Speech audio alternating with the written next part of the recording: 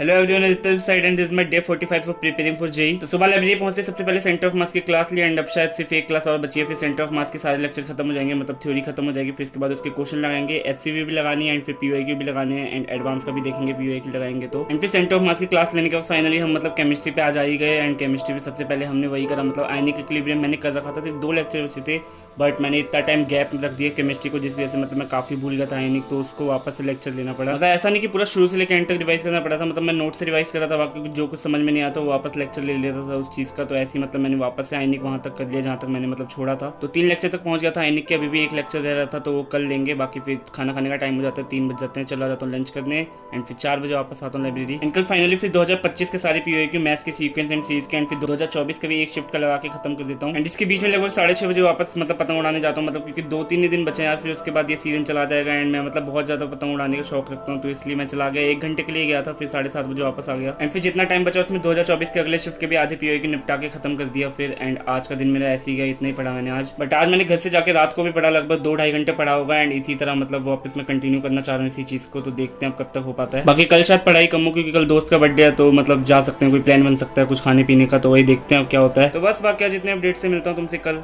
Bye.